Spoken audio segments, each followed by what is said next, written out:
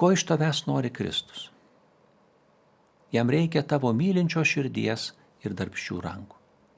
Kristus sako, aš jums duodu naują įsakymą, kad jūs vienas kitą mylėtumėte, kaip aš jūs mylėjau.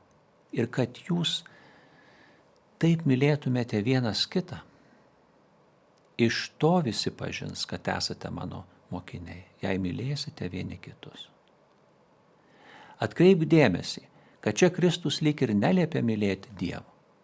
Jis sako, kad jūs vienas kitą mylėtumėte. Iš to, kaip mylėsime vieni kitus, pažins, kad esame jo mokiniai. Meilė kitam žmogui, tai meilė pačiam Kristui. Apaštalas Jokūbas savo laiške dar kartą patvirtina meilės artimui būtinybę. Jei brolis ar sesuo neturi drabužių ir stokoja kasdienio maisto, ir kas nors iš jūsų jiems tartų, keliaukite sveiki, sušilkite ir pasisotinkite, o neduotų, ko reikia jų kūnui, kas iš tų žodžių. Taip pat ir tikėjimas, jei neturi darbų, jis savyje miręs. Apaštalas Paulius primena, juk visas įstatymas telpa viename sakinyje. Mylėk savo artimą kaip save patį. Klausk savęs, ką galėčiau daryti dėl Kristaus? Geriausią patarimą rasi Evangelijoje pagal Matą. 25 skyrius, nuo 36 iki 46 eilutės.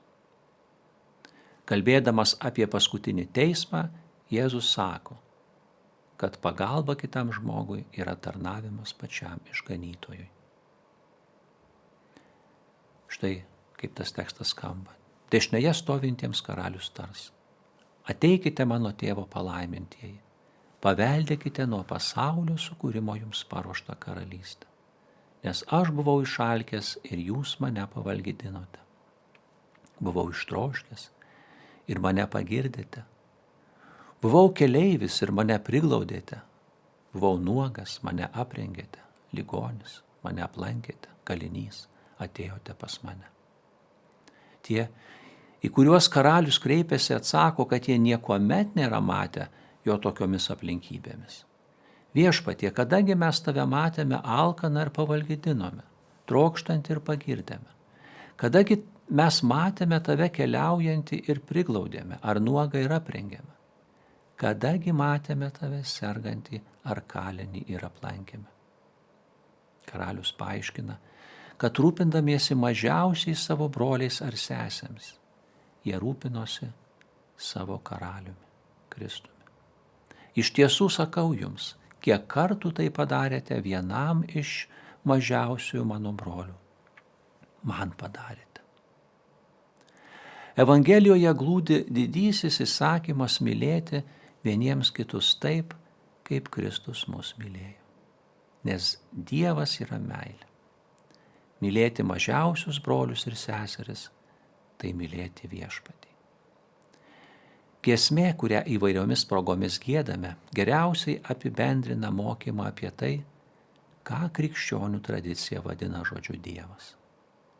Ubi caritas es et amor. Ubi caritas et amor. Deus ibi est. Ten, kur gailestis ir meilė, Dievas ten yra. Dievas myli pirmas. Savo meilę jis parodo per Jėzų. Tai pamatas, kuriuo remiasi tikrovė ir jos galutinė paskirtis.